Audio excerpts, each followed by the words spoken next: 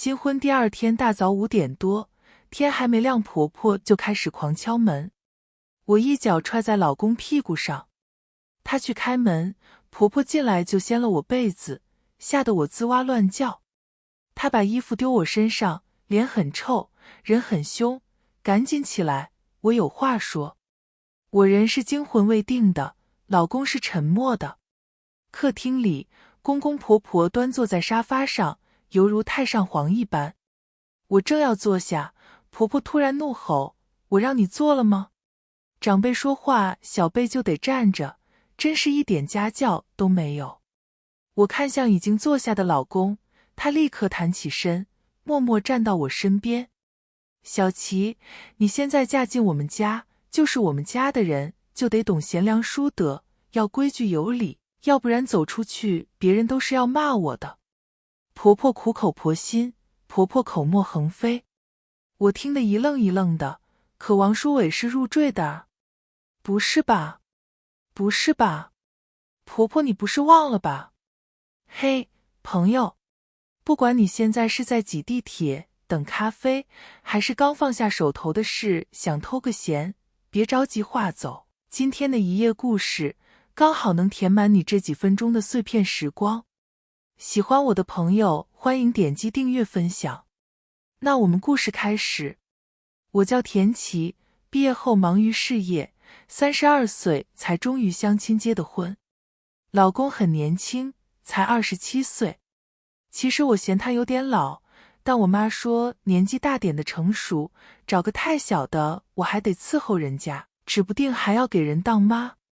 也罢，主要他长得挺帅，187身高，还是我学弟，基因不错的。我正好想生个孩子，而他被家里人催着想找个倒贴的。我们一拍即合，他同意嫁给我，我不但不要彩礼，还反手给他50万彩礼。婚房是我之前就买好的，市中心大平层，还是重点学校学区房，直接入住就行。我这个人忙又爱简简单单的，所以莫搞婚礼就领个证。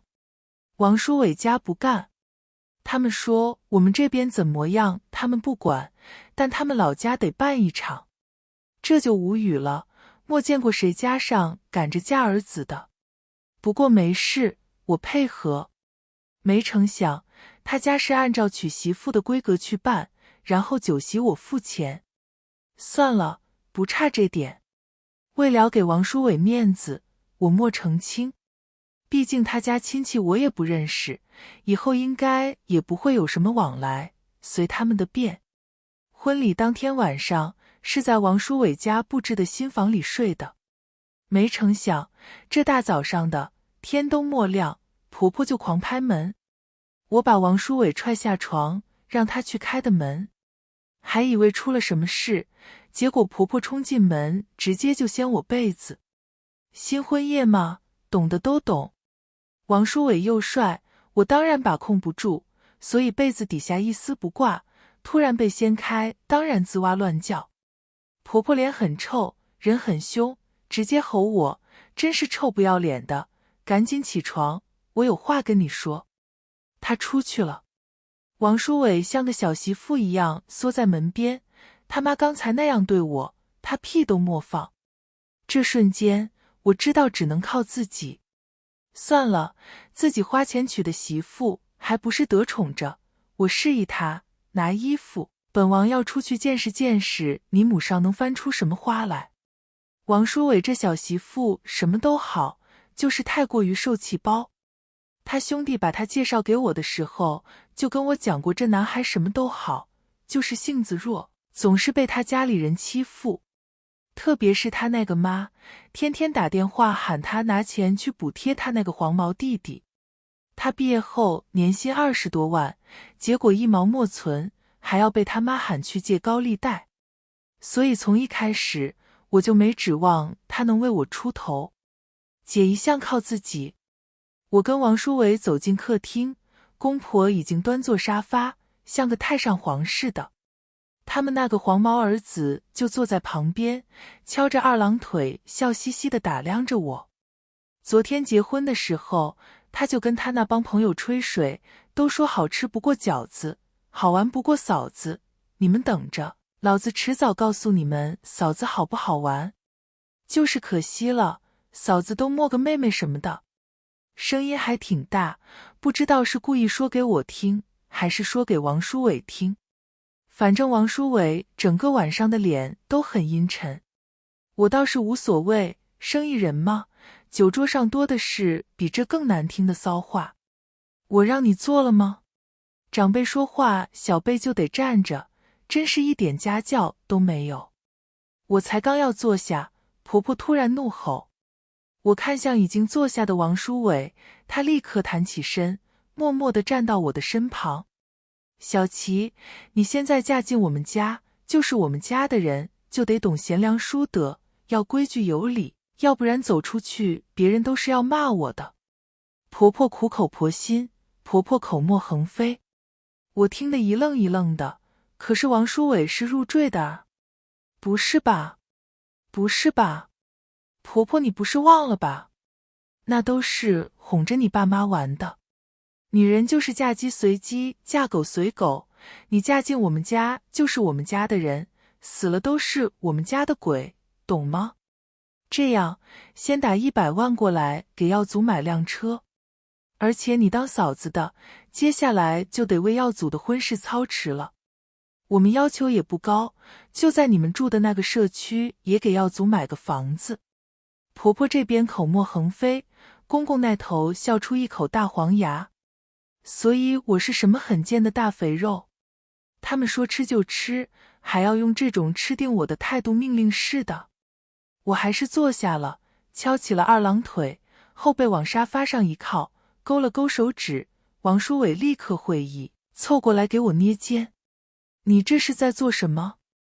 婆婆脸色一下子变了，整个身子前倾，随时要扑过来撕我。门铃就是在这时候响起的。我老公去开的门，我表姐领着他们村一帮三姑六婆涌进来。你们这是要干石磨？这下不仅是婆婆，公公脸色也变了。你儿媳妇说让我们来帮忙吃瓜，我们这不就来了。大家都是熟人，说话这位是公公的三婶，村里情报组组长。我表姐昨天没参加婚礼，但也没闲着，走家串户发红包，可把整个村的人际关系都摸得清清楚楚。来来来，大家来看看这个视频，然后给我评个理。我打开电视，直接投屏。这大彩电可是我买的，特意挑的全高清，还具有投屏功能的。场景是我家别墅，公婆带着我老公上门谈彩礼，张嘴就要50万，说什么供个985大学生不容易，以后进了我家门就是我家人，生了娃也是跟我家姓，相当于我家白买个儿子了。原来不是娶媳妇，是嫁儿子啊！村里人在嘀嘀咕咕，婆婆燥红着脸吼我：“你放的什么东西？赶紧关了，别丢人现眼。”哦，关掉后问婆婆：“你刚才说什么事糊弄我爸妈来着？女人就该嫁鸡随鸡，嫁狗随狗。我们村里哪个女的不是这样？怎么到了你这就能搞特殊了？”婆婆理直气壮，旁边公公的三婶顿时就听不下去了。我说：“淑梅，话可不是你这么说的。嫁汉穿衣吃饭，你问问我们村哪个娶媳妇不得花个几十万？像我前几年给儿子娶媳妇，彩礼就得20万，还得买车买房，镇上的女方还嫌弃，还得去城里买。你这连酒席钱都要女方付，怎么也能舔着个脸说什么嫁鸡随鸡，嫁狗随狗？就是，入赘就该有个入赘的样。淑梅，你该不会是想反悔吧？这叫骗婚，咱们村可不许这样。骗婚就报警。去把村长找过来。三姑六婆七嘴八舌，比我还激动。表姐对我使了个比心的手势，我笑了，钱到位，果然什么都好办。书伟，你赶紧说句话。婆婆还是忌惮这帮三姑六婆，冷脸看向我老公。此刻，王书伟就像只鹌鹑一样缩在我身旁，现在更是又往我身后瑟缩了下，还扯了扯我的衣袖，像极了要被欺负的小娇媳妇。没办法，我就好这口。我握住他的手，声音不冷不热，嫁进我们家自然就是我们家的人，那就算说话也是替我们家说话，这位外姓人你别本末倒置了。噗！表姐笑了，接到我的一记眼刀，立刻附和，就是就是。书伟，你就由着你老婆这模胡来。婆婆急了，面红耳赤地冲着她儿子怒吼，就连公公也在大叫，反了反了。确实是反了，就是饥荒卖粮也没你们这模漫天要价的。怎么觉得结了婚我就是你们家的猪，随便宰了吃肉？我是个商人，从来就不打没准备的仗。门铃再一次响起，表姐跑着去开的门，进来的是我司的律师团，特别是领队那位程律师，打官司就没输过，界内人称鬼见愁。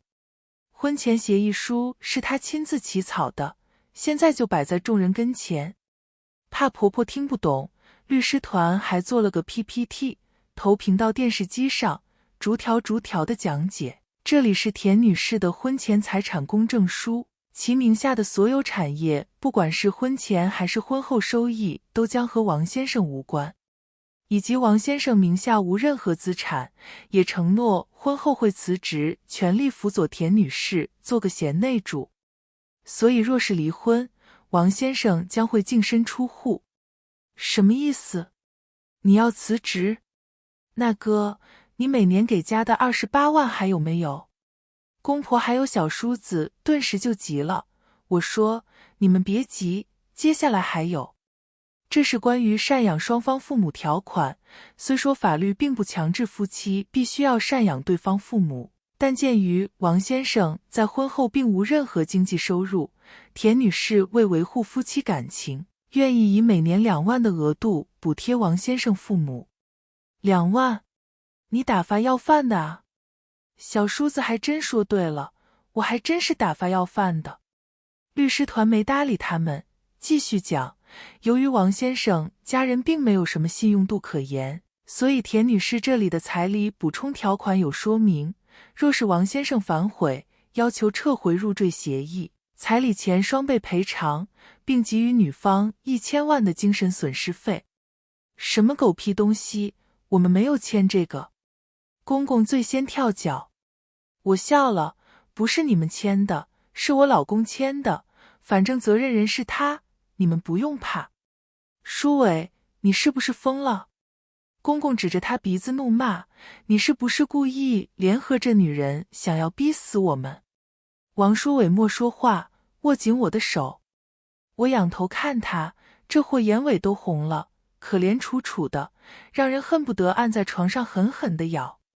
不过补充条款还真是他自己提出来的，果然知子莫如父。你们这是诈骗，我们根本就不知道这些东西。婆婆激动到红了眼，跳脚着冲过来，想要撕碎律师团手里的协议书。我笑，给他撕，不过是影本，多的是。到时候多扛几箱过来，让他撕个过瘾。造孽儿，我辛辛苦苦养大儿子，好不容易供完大学，还供他读了研究生，现在联合外人来欺负我啊！我不要活了，让我死，让我死啊！婆婆开始哭天抢地，嘴上说着要死，却是坐在地上拍大腿。这位婆婆讲话要凭良心。我老公读大学的学杂费跟生活费都是靠勤工俭学跟助学贷款，每年最少都要倒贴给你们好几万，读研究生的时候更是每年都不少给个10几20万的，何来的你好不容易？我了解的可清楚了，王书伟这货虽然是个软包子，能力却不低，光是年薪就不下20万，还有各种补贴等等，全都倒贴给他们这一家了。别的不说，就是这村里的3层楼，全都是靠王书伟盖起来的。结果房本却是他弟弟的名字，他连个房间都没有。就算他不回来住，这一家子人还要远程叫他源源不断地往里砸钱，甚至还想叫他借高利贷。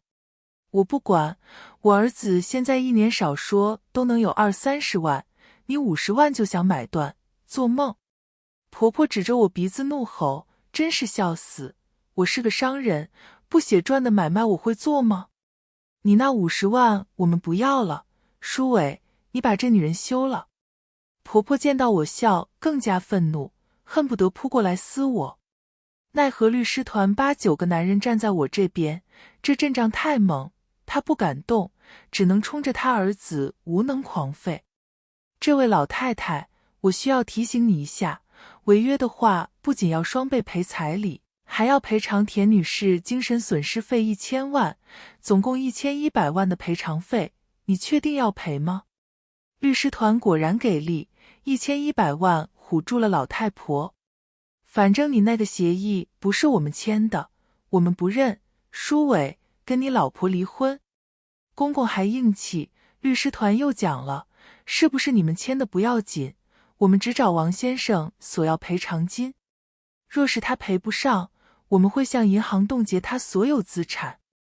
往后余生，他打的每一份工，获得的每一份收入，都会由银行直接转给田女士，直到1100万连本带利还完为止。我说舒梅、王强，你们俩就别闹腾了，人家有钱有势的，你能斗得过吗？别到时候连你们那卖儿子的50万都保不住。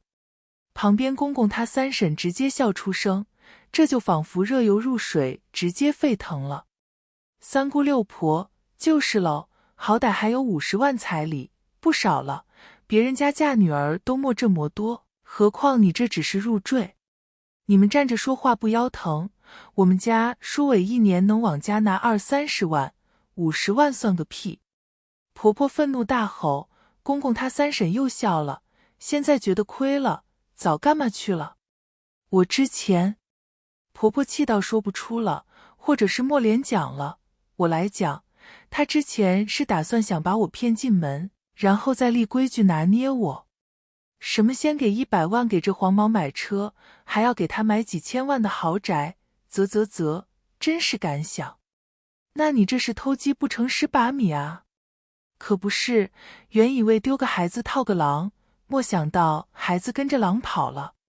哎呦，我说舒梅啊，你说你们家舒伟这么有出息，你怎么就光偏心小的？就算舒伟不是你亲生的，你也不能这么干啊。公公他三婶冲口而出的一句话让我瞬间成为瓜甜的茶，舒伟不是婆婆亲生的啊。三婶，公公明显是急了，王舒伟明显也不知道这事，一脸懵。我只是一个眼神，我表姐立马递过大红包。公公他三婶立刻笑得合不拢嘴，哎呀，以前瞒着是怕舒伟心里不舒服，现在你们都让舒伟入赘了，那还瞒着干什么啊？再说这事也不怪你，舒伟他妈是生他的时候难产走的，他那时候才多小点啊，你一个大男人哪里会带孩子？这不，舒梅隔三差五的上门帮忙带舒伟，一来二去，两人在一起不就很正常吗？舒伟，虽然你不是我亲生的，可我也没亏待过你啊。你看看你现在过得多好，又是大学生，又娶个这么有钱的老婆。我跟你爸只不过是想让你帮帮你弟弟，这不过分吧？婆婆刚才还呼天抢地，现在语气有点虚，开始讲道理了。确实不过分，只是让舒伟借个高利贷而已，是吧？我就说都是亲儿子，何况小儿子又是个不争气的，当妈的就算再偏心，也不能把争气的那个往死里逼啊。舒梅，你居然让舒伟借高利贷，你怎么敢的啊？王强，你也同意了？你对得起舒伟他妈吗？七大姑八大姨顿时就群情激愤，手指头都要戳到公公婆婆的鼻子上了。特别是公公他三婶更是拍着手掌，就算舒伟他妈死得早，孩子莫靠山，你们也不能这么欺负人啊。可不是吗？直接是往死里逼啊。我遇上舒伟的时候，他都要跳楼了，幸亏我拉住他，莫让他跳。我趁机补刀。众位大妈越发愤怒，公公他三婶更是当场打电话：老李儿，你那早死的妹留下的孩子现在都要被后妈欺负死了，你管不管的？三婶，不是你这么办事的。公公急了，伸手就想抢他三婶的手机，被他三婶躲过。几个大妈立刻围过来，公公被逼得后退，只能跳脚。这都是我们自己的家事，轮不到你们来管。都说有后妈就有后爹，你这个没良心的联合你老婆这么欺负人，我们不管还有天理了。几个大妈战斗力超强，各自拿起手机开始摇人。我看得津津有味，瞥一眼王书伟，正对上他委屈巴巴的狗狗眼，心一下就化了，捏捏他的手，放心，我替你出头。毕竟自家老公不得自家罩着。我也摇人，毕竟这种时候就得人多势众。何况我别的没有，人最多了。我直接把我旗下一个物业公司的安保队都叫过来，足有上百人。特意让他们开辆大卡车过来，掀桌子的话就把我买的家具家电都拉走。安保队到的时候，直接把村长都给惊动了。客厅还是太小，我们直接到院子里，在村长还有村支书的见证下谈的事。首先展示婚前协议书。书伟，妈后悔了，妈不该让你入赘娶这种吃人不吐骨头的女人，你赶紧跟她离婚，妈再给你介绍一个更好的。我在跟村长说话的时候，婆婆就拉着王书伟避避。我瞥了他一眼，王书伟立刻就默默地挪到我的身旁，声音虽然很轻，但很坚定：我不离婚，死都不离。后妈就是后妈，人家两口子过得好好的，撺掇人两口子离婚，做人可不能这么昧良心啊。就是喽，也不怕书伟他妈回来找他。要我说啊，书伟他妈就是走得早，要不然哪有书没什么事啊。三大姑八大姨在旁边嘀嘀咕咕，婆婆老脸一阵红一阵白，用眼神狠狠地叨我，仿佛要把我碎尸万段。真是笑死。生意场上比他狠的人可多了去，我不照样往死里宰。王强、舒梅，这个协议我看了，你们俩也确实答应让舒伟入赘，彩礼收了，婚礼也办完了，反悔就不厚道了啊。村长虽然是笑眯眯的，但语气却是透着威严。公公他三婶告诉我，村长可是村里很有威信的人物，只要他站出来主持公道，公婆就不敢起什么么蛾子。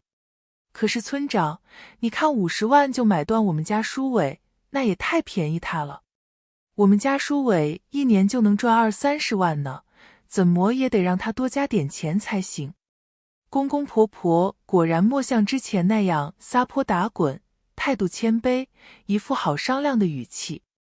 就是这话听得很不得劲，什么叫一年能赚20-30万得多加钱？所以这是当着我老公的面明码标价的卖我老公。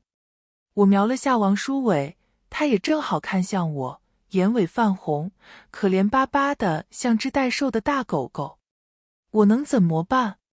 这狗狗眼男人必须只能我欺负，别人哪根手指头敢动他，我就剁他哪根手指头。所以我拍了桌子，村长，买卖人口是犯法的。你问问他想多少钱把舒伟卖给我，让律师团看下那涉案金额能不能给他们来个无期或者枪毙。什么买卖人口，我们只是想多收点彩礼。婆婆立刻慌了，我也是笑了。我记得本地有禁止高额彩礼的规定吧，村长，这种应该男女通用的吧？所以我给的那50万彩礼算不算违规？他是不是应该把彩礼还我？哎，你这人怎么能说一套是一套呢？本来50万就少，你还想拿回去？婆婆跳脚，公公也跟着怒视，要不是忌惮村长，估计已经拍着大腿哭天喊地。但那又怎么样？我是商人，本来就奔着最大利益去的。本来还想给我老公个面子，现在看来，这面子是多余给了，他们都撕破脸了，那我是一毛都不想给。不过我还是问了下王书伟的意见，你觉得那50万我们该不该拿回来？你做主就好。王书伟脸红红的，声音低低的，却很坚定。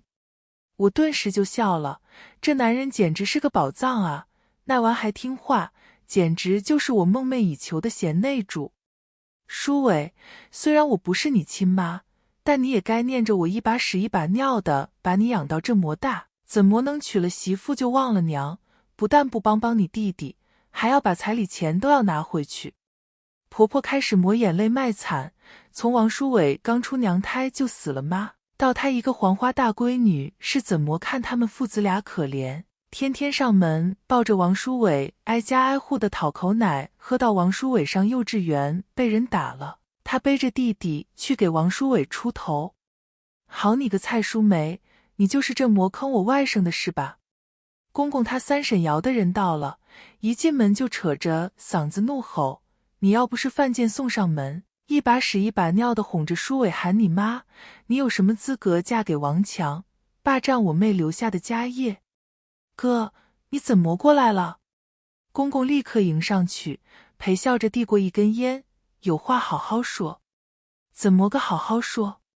要不是你三婶告诉我，书伟被你们祸害的都要活不下去了，我这个大舅也还以为你们把我大外甥伺候得好好的。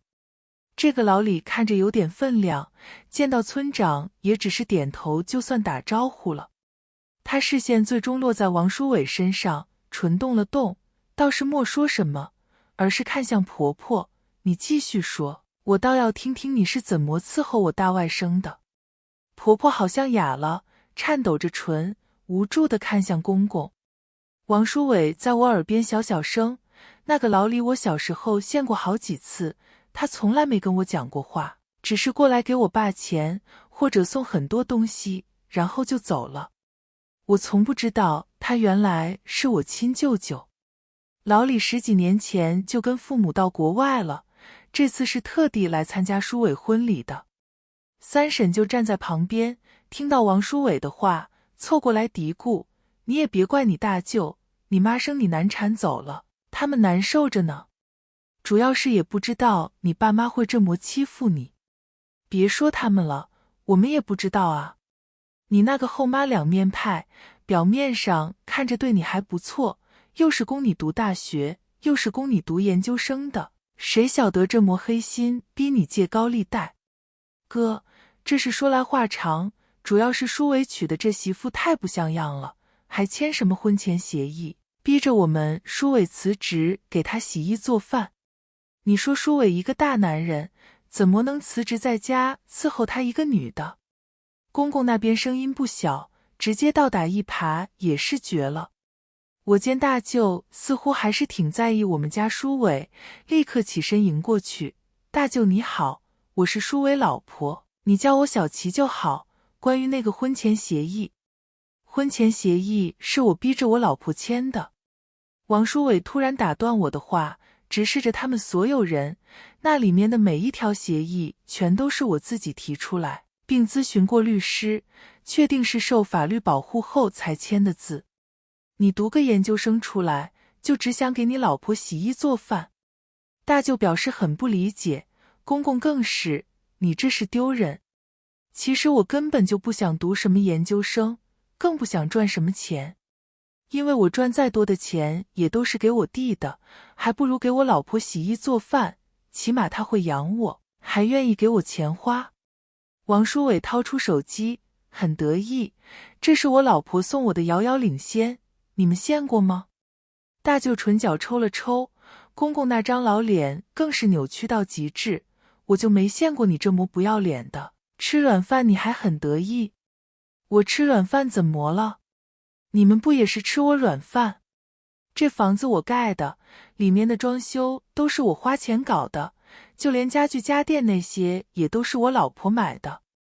你们自己说，这些年你们身上花的哪一分钱不是从我这拿的？吃我软饭还要给我和我老婆摆脸色立规矩，软饭硬吃，更不要脸。王书伟语速很快，但每字每句都掷地有声，只是抓着我的手抓得很紧。我能察觉到他紧张到爆炸，但还是挡在我的面前，第一次这么勇敢地为我出头。老公，你好帅。我踮起脚尖在他耳边小小声，他的脸刷的一下红了，耳朵更是娇艳欲滴。要不是众目睽睽，我就咬一口了。你看看你看看，这么多人在呢，他就这副不要脸的样，背地里都不知道怎么唆使舒伟签的那份协议。所以那份协议绝不能算数，这种女人也不能进我家门。婆婆又在那作妖了，还说就算我不是舒伟亲妈，但生恩不如养恩大，我养大她，她就该孝顺我。现在是我进我老婆家门，妈，也是你同意让我入赘的。那50万彩礼我也都打给你了，还有这些房子都给小弟，我一毛不拿。你就不能放过我，非要把我往死里逼吗？王书伟眼尾又红了，不知道是鼓足多大的勇气才说的这番话。我捏捏他的手，看向那小老太婆，你家门我还不惜得进。不过你说的也对，你这个养恩确实挺大的，所以舒伟才给你那亲儿子贴了这么多钱。要不我们来算算，你养舒伟到底是赚了还是赔了？蔡淑梅，你好好算算，我也正好听听。大舅简直是神助攻。婆婆唇又抖了，求助的眼神看向公公。可还莫等公公开口，大舅又说，你算不出来是吧？我给你算算。当初我妹带着10万嫁妆嫁给王强，别的不说，你们家这地基是我妹买的，还有那10几亩的橡胶林也是我妹雇人搞下来的。王强一穷二白的靠着我妹起家，成了村里第一个住得起楼房的不说，每年靠橡胶收入就不低于20万。要不是你厚着脸皮趁着王强喝醉了跟他搞大了肚子，你能进这个门？大舅这简直了，我瞬间化身瓜地里的茶，忍不住问，莫结婚就搞大肚子了？没错，挺着个肚子找上门来闹，非要王强娶她。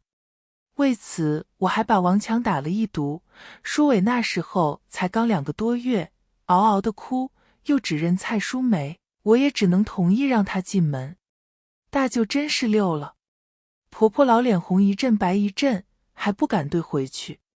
我真是乳腺都通了，唇角疯狂上扬， AK 都压不住，最后放弃，露出最纯粹的灿烂笑容。婆婆，你还真是溜啊，不像我，不懂搞这套，只懂用钱砸。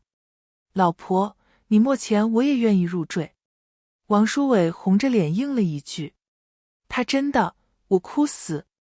这么羞涩的人是鼓了多大的勇气才能在众人面前说出这么好听的情话，真是想狠狠地咬他。当初我就说要把舒伟带出国，是你王强口口声声说舒伟是你王家的种，一定会好好对他。蔡淑梅也说会把他当亲生的一样好，我才让舒伟跟着你们。结果这就是你们说的对舒伟好？大舅很生气，后果很严重，直接质问王强，我给舒伟结婚用的300万，你有没有给他？还有300万啊！我震惊了，大舅豪气啊，甩手就这么多钱。不过想想也是，人家妹妹在当年就有10万嫁妆，换成现在不得100万起步。我这不是怕舒伟乱花钱，先帮他存着。公公面红耳赤，婆婆也跟着，对啊，他还是孩子，拿这么多钱会乱花的。我真是服气，27岁的孩子也就公公婆婆能说得出口。不过叫舒伟拿钱，逼他借高利贷，可莫把他当过孩子，倒是把他当成血包，恨不得往死里挤。把钱交出来。大舅是真不客气，直接黑脸要钱，那阵仗看着是不给钱就打人了。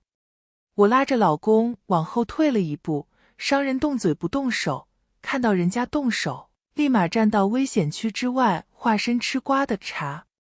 不过我还是向着大舅的，在我的示意下，保安队常带着10多个人站在大舅身后。大战一触即发，公公婆婆还有小叔子气势上完全被我方碾压，脸上明显出现怯意。公公扭头看向婆婆，卡不是在你那吗？我。婆婆求助的眼神看向小叔子，我秒懂，卡给小叔子了。你们要不交出钱来，我就报警告你们诈骗。大舅已经拿起手机，律师团队常热心科普，涉案金额达到300万，10年起步。钱呢？赶紧拿出来。公公急了，看样子大舅是个说到做到的人，公公很怕他。耀祖，你先把钱拿出来，过几天妈再补给你。婆婆拉着小叔子小声，大舅的脸色更加阴沉。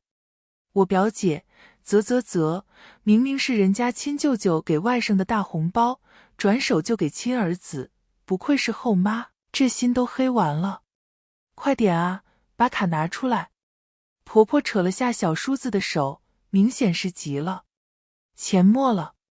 小叔子两手一摊，死猪不怕开水烫，反正你们自己看着办，要么送我坐牢，要么你俩自己想办法填上。300万啊，你拿去哪了？这下公公也坐不住了，直接围过来。婆婆还扯着笑，耀祖，你听话，现在不是闹脾气的时候，你先把钱拿出来，过几天妈再给你，不是一样吗？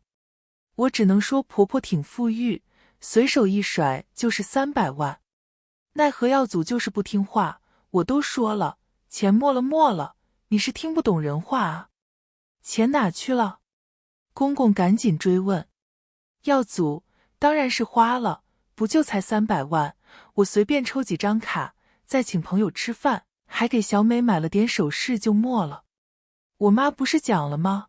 等嫂子过门，随便就有几千万，至于盯着那300万。你混蛋！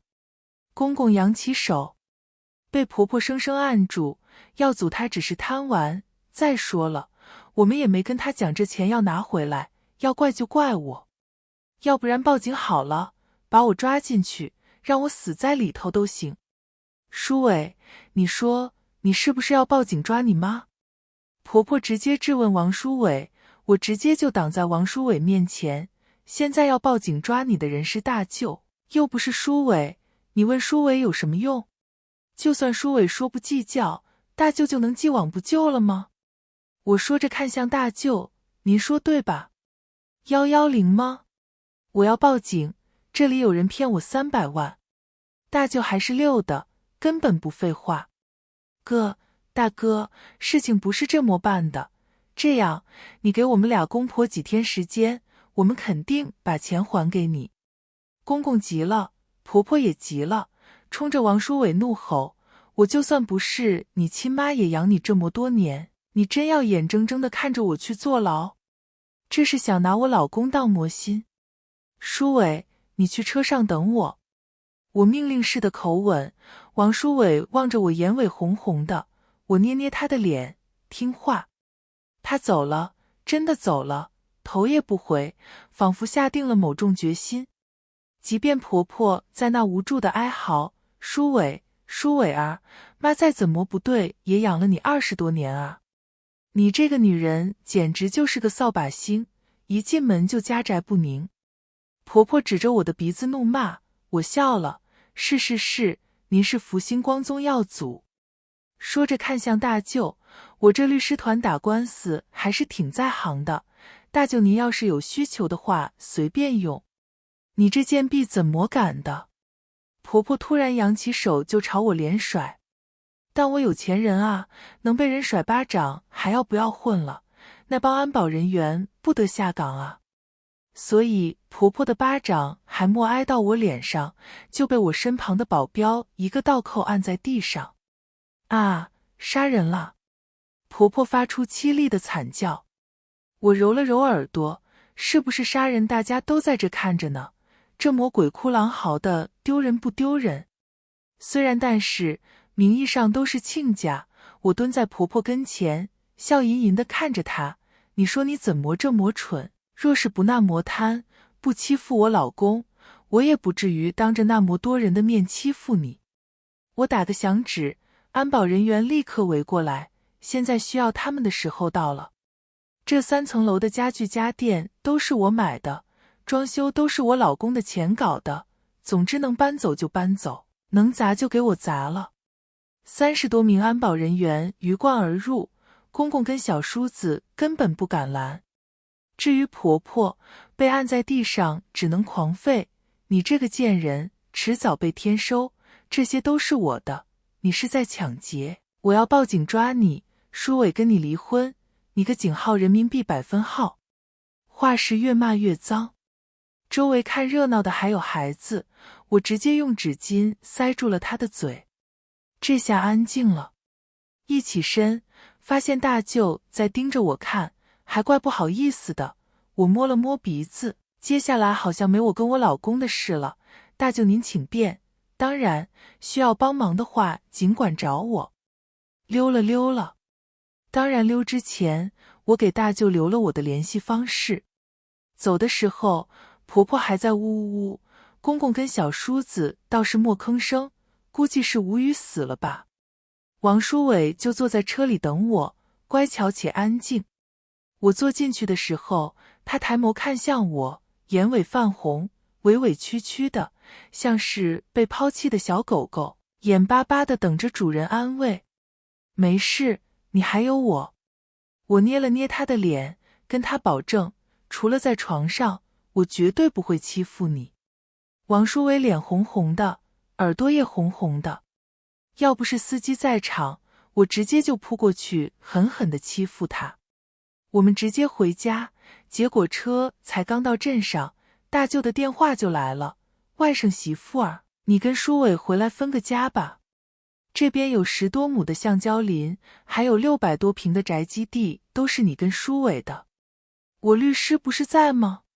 交给他全权处理吧。大舅，等你有空了来晋城，我跟舒伟请您吃饭。我看向老公，他红着脸笑得腼腆。啧，这货年纪也不小了，怎么还跟个纯情小少男一样？幸亏当初没有因为他年纪大而选择放弃，反正奶狗嘛，只要奶奶的就行。我们直奔机场，当天晚上到家，我直接熬一下就把他扑到床上。新婚嘛，懂的都懂，必须上上下下下下上上，早上起床都得扶腰的那种。第二天早上，我收到律师的汇报，王书伟老家那边的地还有宅基地都已经做好过户登记，只等着流程走完就能全部落到王书伟名下。这是真分家了啊！我把消息告诉王书伟，他很意外，我妈竟然同意。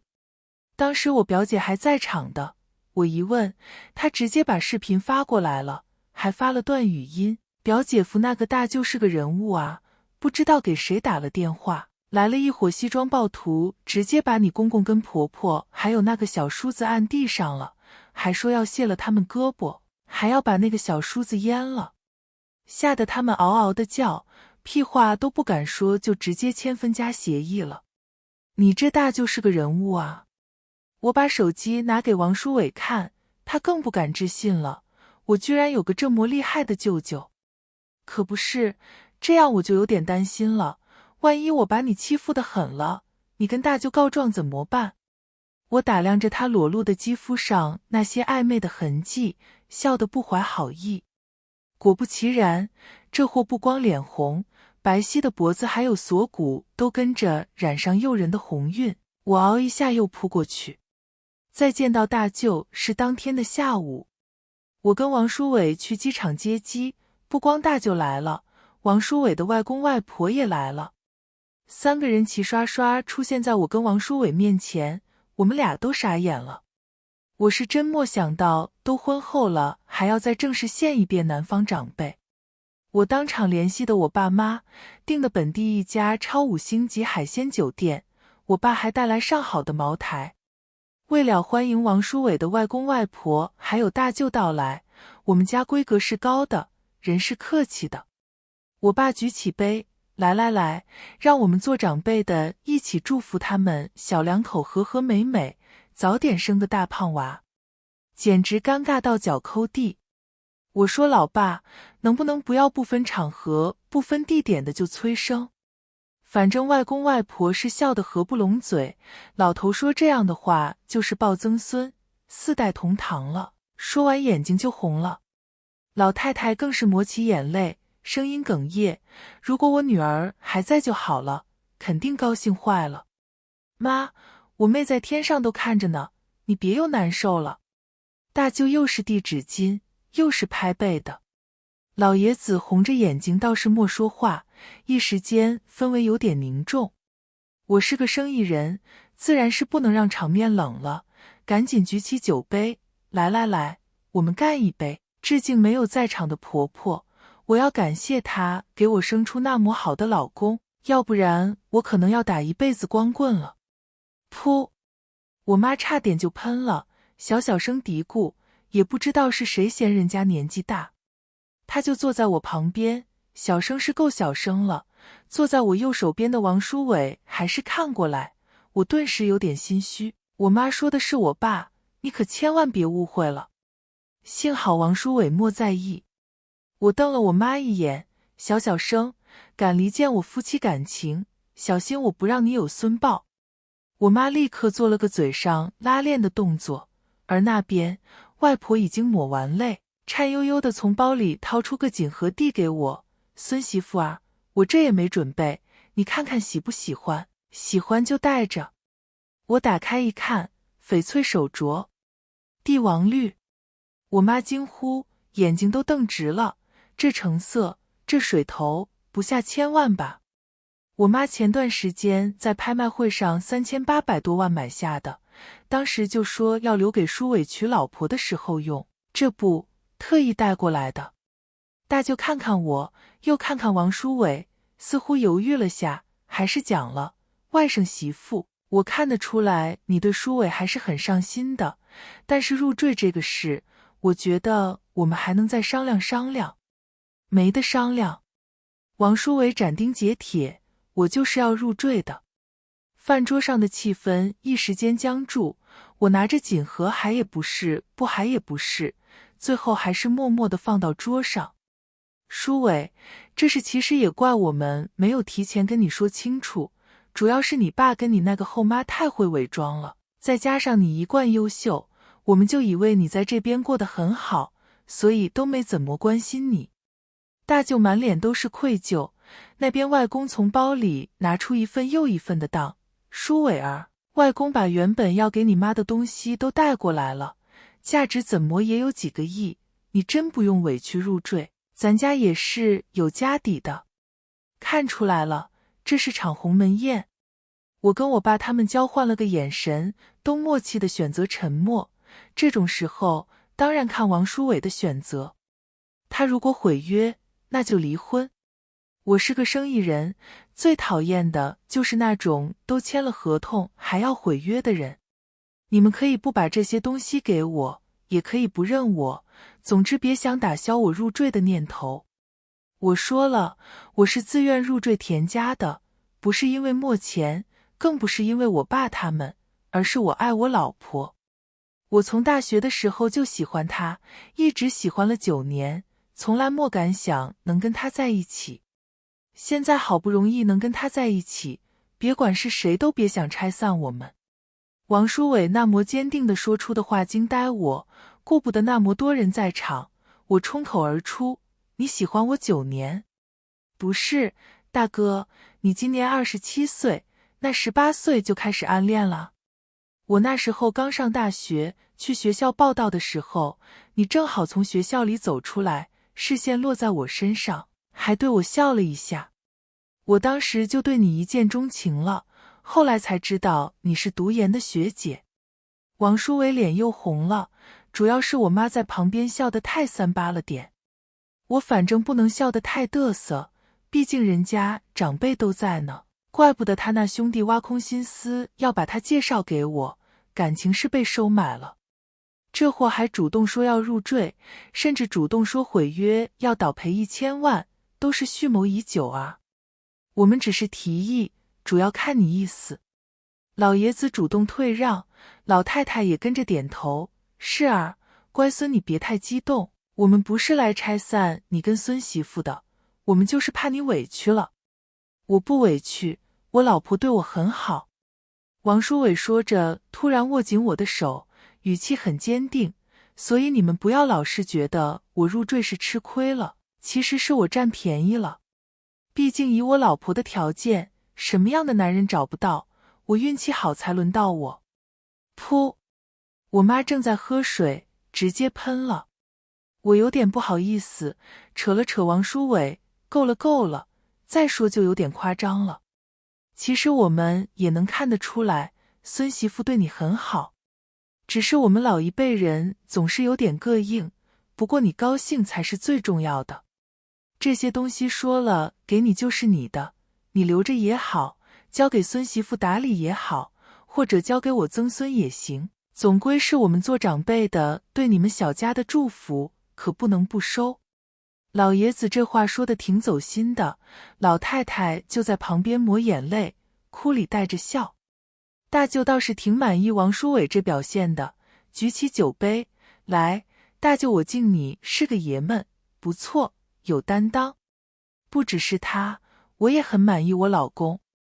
王书伟这表现太出乎我意料，毕竟在之前，我觉得他是个只能靠我给他出气的软包子。刚才那一瞬间，我甚至都做好直接掀桌子的心理准备了，没想到场面这么和谐。老太太他们半个月后的飞机，这半个月我特意空出时间来陪着他们逛了进城，还拉上王书伟一起去拜祭没见过面的亲婆婆。老太太说亲婆婆的噩耗传来的时候，她直接就晕了，在医院躺了半个月。那半个月她跟老爷子的头发直接全白，后来想把王书伟接过来，但老太太一看到他就会想到难产死掉的女儿，心脏根本受不住。而且那时蔡淑梅已经带熟王书伟，只要他一离开，王书伟就会嗷嗷地哭。再加上王强又不肯交出抚养权，法律这边也不支持父亲还健在的情况下，把孩子判给外公外婆。他们也只好作罢，只能眼睁睁地看着本属于自己女儿的孩子喊别的女人妈妈。后来他们搬到国外，基本上就算是断联了。只有大舅偶尔回国的时候，会特意去看一下王书伟。但因为王强这边说王书伟性格敏感，生怕他因为知道亲妈生他难产死亡而难过，也就没跟他提过这些事。谁知道那几个都是些畜生，让你受了这么多年的苦。老太太又抹起眼泪，王书伟不自在地笑了笑，没事，我莫觉得有多苦。是啊，外婆，他甜着呢。我瞥了眼王书伟，意有所指下，他耳朵又红了，这货还真是怪好玩的。律师团动作很快，王书伟突然就成了身家好几个亿的有钱人，虽然也没我有钱，但起码不需要我给他买遥遥领先了，一时间竟然还有点失落。毕竟古语有云，悔教夫婿觅封侯。现代白话也有说，男人有钱就变坏。老婆，这个月的零花钱还没打给我。王书伟来了，像只小奶狗似的在我身上蹭啊蹭。你都那么多钱了，还要找我要零花钱啊？我送他一个大白眼。王书伟一下直起身，程律师还没跟你说吗？我刚让他把我名下的所有资产都转给你了，还签下无条件赠送协议，所以我现在身无分文，只能靠你养着了。这样啊，拿去花吧。我从抽屉里拿出一张无限额度的附属卡递给他，其实早就准备好了。谢谢老婆，你对我真好。王书伟扑过来，这一次换他咬我啊，他真是属狗的啊。如果你喜欢今天的故事，不妨把它分享给身边的人，让一份小温暖变成2份、3份。下一期一页故事，我们还会带来新的一页惊喜，可能是关于梦想，关于陪伴，也可能是关于不期而遇的感动。记得准时来赴约，咱们下期不见不散。